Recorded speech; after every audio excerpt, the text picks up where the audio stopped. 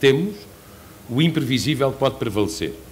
Para vos dar 4 exemplos recentes, sem entrar em julgamentos: a eleição do Presidente dos Estados Unidos, o referendo sobre o Brexit, a formação do atual governo italiano e, chegando-se ainda mais perto, a emergência ou a reemergência da questão nacional em Espanha.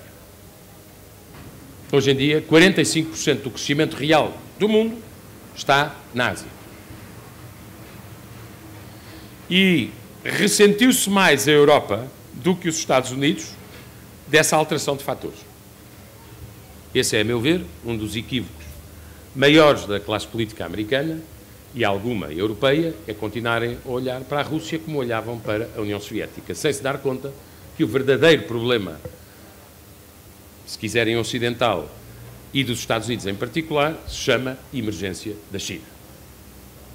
O que há é uma enorme... Nós vamos evidentemente a caminho de um mundo polarizado de uma forma diferente entre os Estados Unidos e a China, cuja organização não é sequer ainda possível prever, mas é para aí certamente que caminhamos e que coloca problemas estratégicos muito interessantes a quem é europeu, evidentemente. A Europa não existe no mundo da globalização e, mais grave, a meu ver, não existe no mundo da digitalização se dividir. Nas 10 primeiras grandes companhias tecnológicas do mundo, não há uma única europeia. Há 6 ou 7 americanas, 3 ou 4, conforme os anos, chinesas. O que quer dizer que na chamada economia 4.0, ou 5.0, ou 6.0, a Europa está fora da Champions League. Há 2 coisas de que os Estados Unidos nunca abdicarão, do meu ponto de vista: a prevalência do dólar, a prevalência internacional do dólar, como moeda de transação, e o maior exército e o maior orçamento militar do mundo.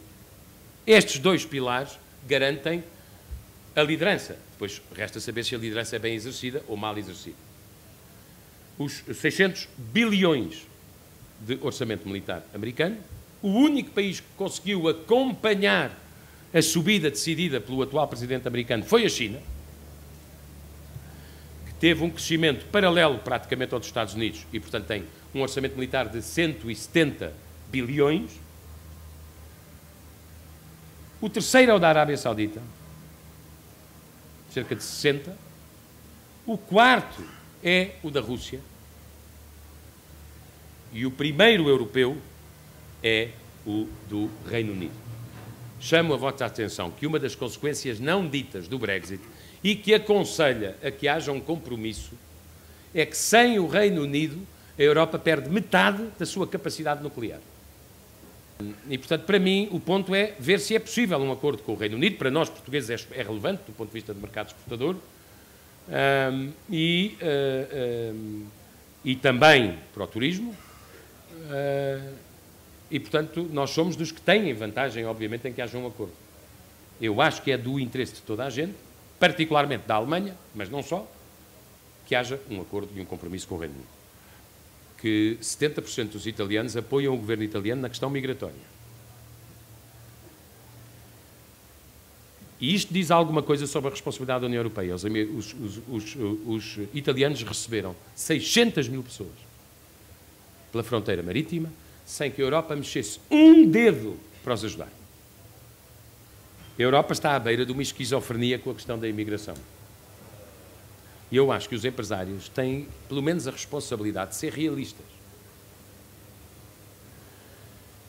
A Europa não tem não é possível, no mundo como ele está, e sobretudo com a democratização dos smartphones e dos iPhones, só em África serão 700 milhões por volta de 2020, não é possível. Podem fazer muros, podem fazer valas, podem fazer decretos.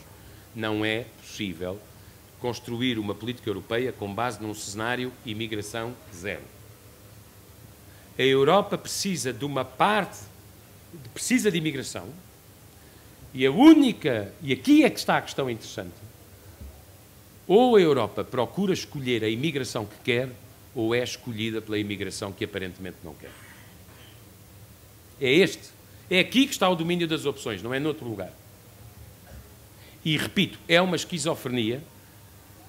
Não há ativos e são contra as migrações. Mas então isto transforma a Europa a prazo num museu. Era só isto que eu, procurando ajudar-vos, me ocorreu dizer-vos.